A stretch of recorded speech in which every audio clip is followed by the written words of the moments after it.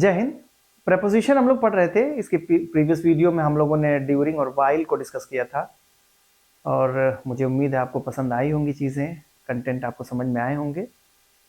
आज हम लोग बात करेंगे कुछ और प्रेपोजिशंस पे, जैसे बात करेंगे हम लोग फ्रॉम पे, ऑफ पे और फॉर। ये प्रेपोजिशन ऐसे हैं जिसमें ज़्यादातर बच्चे कंफ्यूज होते हैं इनको यूज़ करने में, खासतौर से फिल इन द ब्लैंक्स के जब क्वेश्चन आते हैं और जब इन प्रेपोजिशंस को देखते हैं ऑप्शंस के रूप में तो कंफ्यूजन एक क्रिएट होता है कि इनको कैसे यूज करना है, राइट। और खासतौर से वो स्टूडेंट्स जो एक ट्रांसलेट करते हैं हिंदी से इंग्लिश में, और जहाँ पे समझते हैं कि जहाँ से का सेंस आया हो, को का सेंस आया हो, राइट, तो वहाँ पे ये सारे प्रेपोजिशन यूज होते हैं। तो ठीक है, जैसे भी आपका कॉन्सेप्ट है अभी उसको रहने दीजिए, लेकिन यहाँ पे इसको समझने की कोशिश करते हैं कि प्रेपोजिशन, मैंने बताया कि एक प्रेपोजिशन एक तरीके से यूज नहीं होता, उसके कई सारे सेंस हो सकते हैं। कॉन्टेक्स्ट के अकॉर्डिंग आप प्रेपोजिशन को चेंज कर सकते हैं। और इसको समझाने के लिए हमने जो शुरुआत करी है वो ऑक्सफोर्ड डिक्शनरी के सारे कंटेंट हमने लिए हैं, और ऑक्सफोर्ड डिक्शनरी को कैसे यूज करना है उन चीज़ों पे हम लोग बात कर रहे हैं कि हमें पढ़ना किस तरीके से चाहिए और किस तरीके से अगर हम पढ़ाई करें तो हमारी इंग्लिश और भी अच्छी हो जाए, राइट। तो चलिए कुछ क्वेश्चंस के साथ शुरू करते हैं। पहले ये क्वेश्चन है उनको सॉल्व करने की कोशिश करिए। इनमें 3 प्रेपोजिशंस को फिल करिए। जैसे इसमें प्रेपोजिशन फिल करिए फ्रॉम, इसमें प्रेपोजिशन फिल करिए आप ऑफ, और यूज करिए फॉर। इन 3 प्रेपोजिशन को यूज करिए और एट द एंड आप देखिएगा कि क्या ये क्वेश्चन के आंसर आपके सही थे या नहीं थे, क्योंकि हम लोग पढ़ते समय इन सारे ऑप्शंस पे ध्यान देंगे, इन्हीं सारे क्वेश्चंस को देखेंगे। ठीक, तो शुरू करते हैं। सबसे पहले जो प्रेपोजिशन हम लोग पढ़ने वाले हैं वो है फ्रॉम। फ्रॉम जो हम यूज करते हैं, हम एक सोर्स को दिखाने के लिए यूज करते हैं, जहां से किसी चीज की शुरुआत होती है और जहां तक एंड होता है जब, वहां पे हम टू यूज कर लेते हैं। तो एक प्रेपोजिशन तो ये हो गया कि जहां से कोई चीज शुरुआत हो रही है और जहां पे कोई चीज एंड हो रही है, डेस्टिनेशन। एक तो ये चीजें हम यूज कर ले रहे हैं। दूसरे और भी सेंस है। कौन कौन से सेंस है देखिए। पहले जो हम यूज कर रहे हैं, शोइंग सेपरेशन और रिमूवल। अगर किसी सेंटेंस से ये सेंस आ रहा है सेपरेशन का, ये रिमूवल का, तो उस कंडीशन में हम फ्रॉम का यूज कर सकते हैं। अब ये सेंस कैसे पता चलेगा? सेंस पता चलेगा जब आपका कमांड अच्छा होगा, आप पढ़ रहे होंगे अच्छे से, चीजें समझ में आ रही होंगी, तभी आप इस तरीके के क्वेश्चन को आप अटेम्प्ट ले पाएंगे, इस क्वेश्चन को सही कर पाएंगे। जैसे देखिए लिखा हुआ द पार्टी वॉज आउस्टेड। अब तो आउस्टेड का मतलब पहले पता होना चाहिए। The party was ousted dash power after 18 years. Ousted का मतलब होता है किसी चीज को किसी को सेपरेट कर देना, रिमूव कर देना, ठीक है ना। यानी कि कोई पार्टी थी जो 18 साल से पावर में थी, अब वो क्या हो गई, वो खत्म हो गई, ठीक है ना, पावर से, यानी कि अब सत्ता उसके हाथ में नहीं रही, अब उसको आउस्ट कर दिया गया, लोगों ने उसको सत्ता से बेदखल कर दिया, निकाल दिया, ठीक है। तो अगर ये सेंस आ रहा है तो मैंने क्या बताया, फ्रॉम का यूज करिए। तो यहाँ पे क्या यूज करना है, फ्रॉम यूज करना है आपको। The party was ousted from power after 18 years. अगर यहाँ पे आप यूज करेंगे फॉर या फिर टू का या और किसी प्रेपोजिशन का, ठीक है, तो फिर गलत कर देंगे आप, राइट। यहाँ पे देखिए शोइंग प्रिवेंशन, यानी कि ये भी सेंस आ रहा है, प्रिवेंशन का सेंस आ रहा है सेंटेंस से, अभी आप फ्रॉम यूज करना है। शी सेव्ड हिम, सेव्ड यही दिखा रहा है कि प्रिवेंट कर दिया। She saved him dash droning, droning से उसको बचा लिया, प्रिवेंट कर लिया। प्रिवेंट का सेंस किससे आएगा? अगर ये सेंस आ रहा है तो हम फ्रॉम का यूज कर सकते हैं। She saved him from droning. She saved him for droning लगाओगे तो ये गलत हो जाना है। तो एक हमने देखा, अगर प्रिवेंशन का सेंस आ रहा है या हमें सेपरेशन या रिमूवल का सेंस आ रहा है, तो उस कंडीशन में हमें क्या लगाना है, प्रीपोजिशन फ्रॉम का यूज करना है।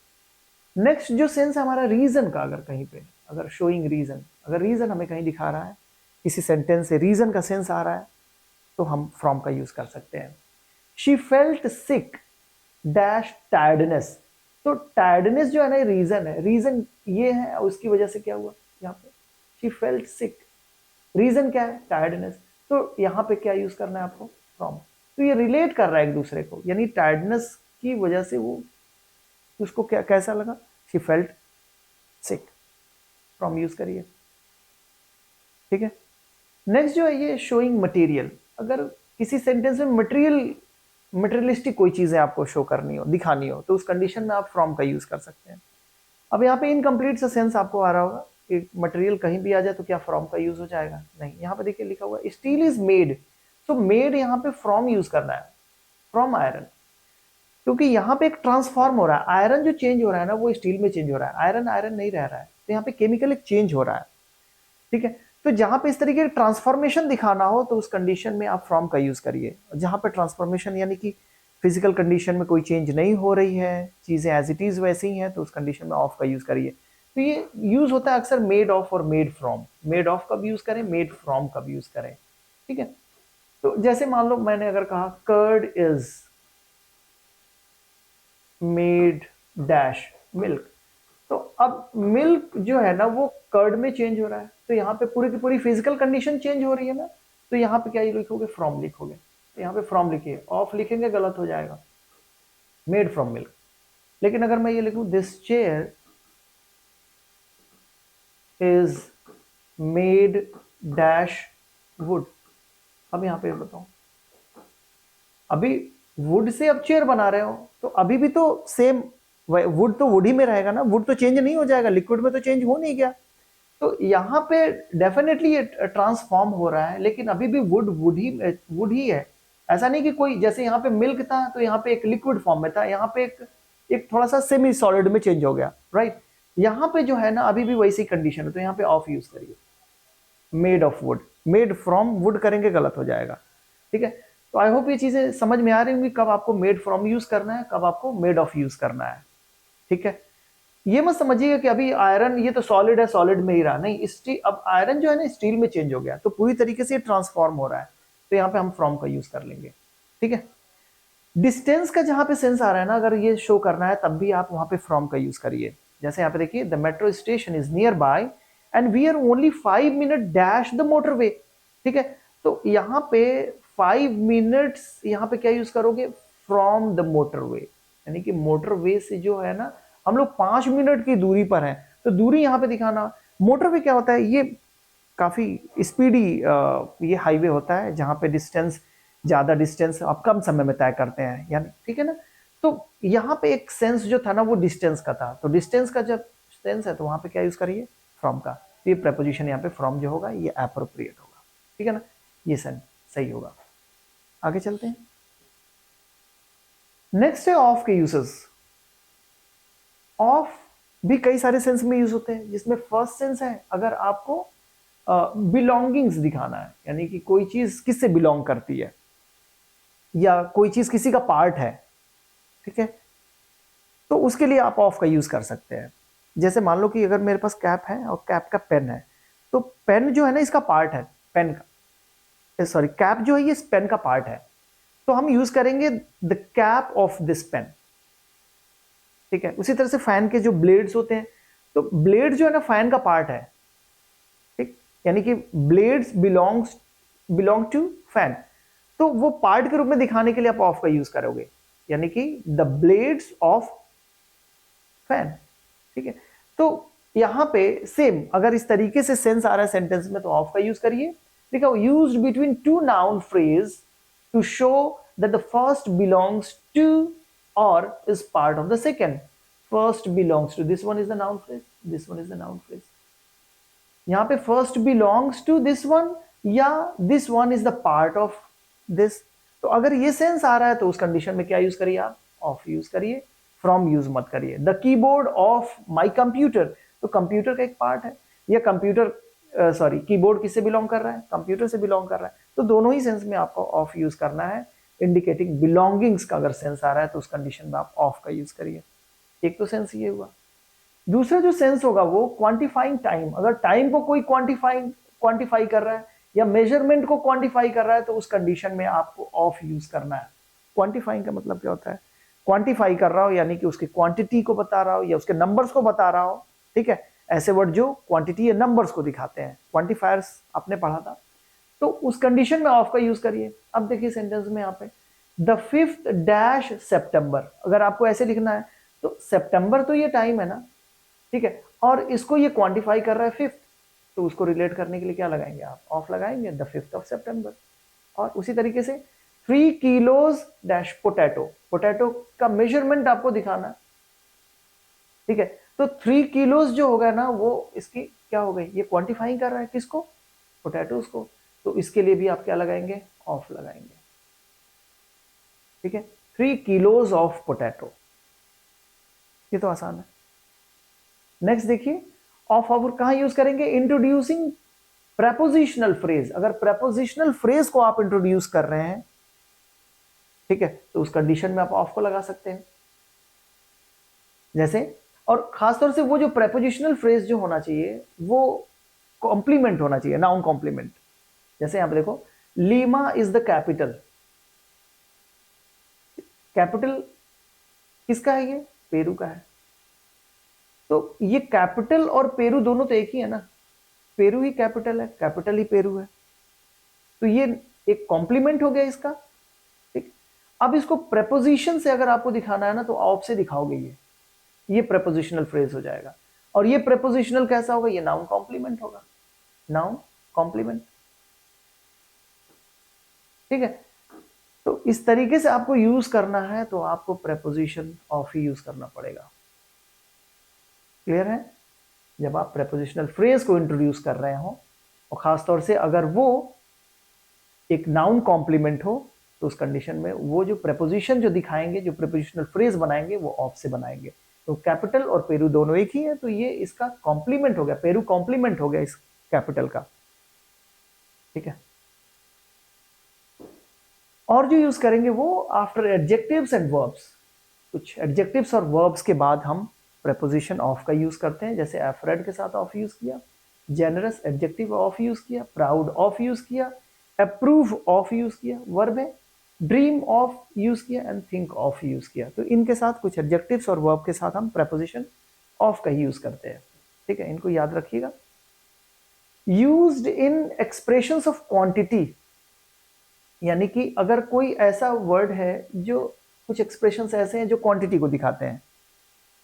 इसको मैंने बताया था एक बार आपको, एक नेमोनिक बताया था याद करने के लिए, all apples make nice sauce, all, any, most,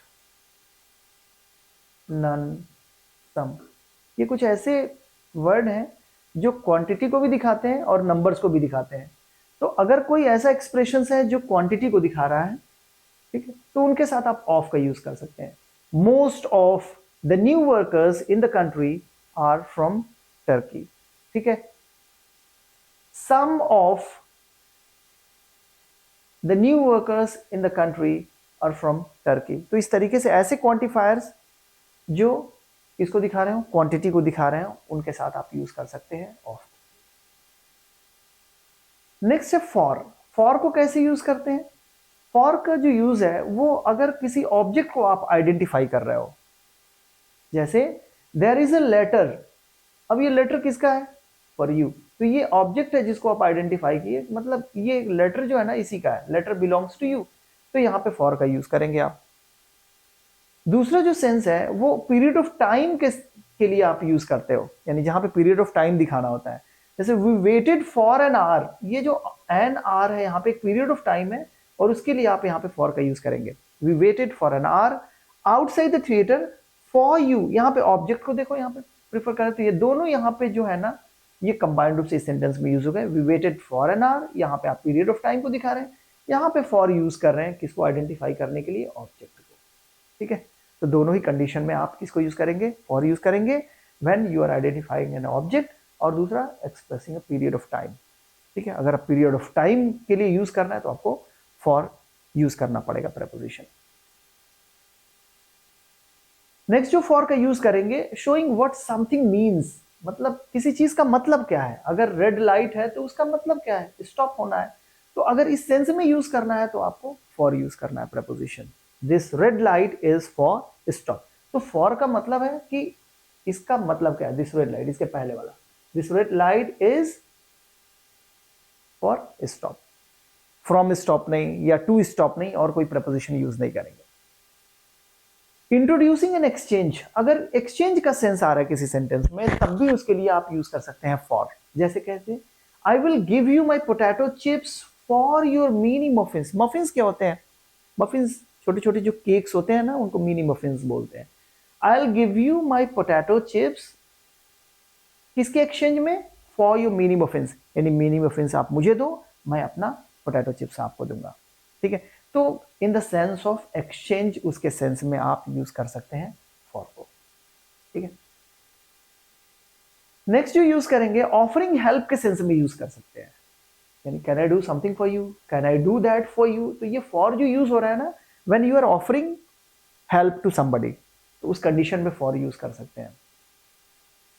ठीक, शोइंग रिप्रेजेंटेशन, अगर किसी सेंटेंस में रिप्रेजेंटेशन का सेंस आ रहा है, रिप्रेजेंटेशन क्या होता है? जब आप किसी के बिहाफ पे, when you talk on behalf of somebody else, ठीक है, कोई मेजॉरिटी है, कोई ग्रुप है, उनके बिहाफ पे आप बोल रहे हैं, उनको रिप्रेजेंट कर रहे हैं, तो उसके लिए आपको यूज करना पड़ेगा फॉर। जैसे यहां पे देखिए, आई speak for everyone.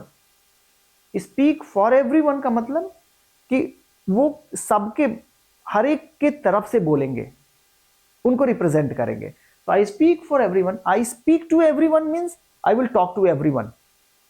Speak to and speak for दोनों फर्क आ गया यहां पे। I speak for everyone when I say that we are happy you are here. मतलब आप कोई टू मत यूज करिएगा जब इस तरीके का सेंस आए, किसका? रिप्रेजेंटेशन का सेंस आए, उस कंडीशन में फॉर यूज करिएगा, टू का यूज मत करिएगा। ठीक, इंडिकेटिंग सपोर्ट, जब ये सेंस आए तब भी आप फॉर यूज करिएगा। I always root for the underdog at games. यहाँ पे रूट फॉर एक फ्रेजल वर्ब भी है, जिसका मतलब होता है सपोर्ट करने से। रूट वैसे ही सपोर्ट करता है पेड़ को, तो रूट का मतलब, रूट एक नाउन भी है, रूट एक वर्ब भी है। ठीक है, तो यहाँ पे आई ऑलवेज रूट फॉर, किसको सपोर्ट करता है? द अंडरडॉग्स, ये जो लोग कमजोर होते हैं। I always root for the underdog at games. तो यहाँ पे ध्यान रखिएगा, रूट फॉर एक फ्रेजल वर्ब है, जिसका मतलब होता है सपोर्ट करना। तो सपोर्ट करने का जहां पे सेंस हो, वहां पर भी आप यूज कर सकते हैं। अब इनको पढ़ने के बाद से आप क्या कर सकते हैं, जो पहले मैंने क्वेश्चंस दिए थे आपको शुरू में, अब ये क्वेश्चन आराम से आपके सॉल्व हो सकते हैं, क्योंकि इन सारे क्वेश्चन को मैंने डिस्कस किया है। यहां पे देखिए, द पार्टी वॉज आउस्टेड, क्या लगाओगे? From power after 18 years, separation का सेंस आ रहा है। I will give you my potato chips dash your mini muffins, तो एक एक्सचेंज का सेंस आ रहा है ना, किसी चीज के बदले में आप किसी चीज को देंगे, तो क्या लगाओगे? I will give you my potato chips for your mini muffin. This red light is for stop, किसी चीज का मतलब क्या होता है? ठीक है, उस सेंस में यूज करना है, फॉर यूज करना है। She felt sick from tiredness, क्यों? रीजन दिखाना है, तो रीजन दिखाना है तो उस कंडीशन में फ्रॉम यूज करना है। Alright, so this brings me to the end of this lesson. I hope you find this lesson very interesting, and if is it so, kindly share among your friends so that they could get benefit from it. Thank you.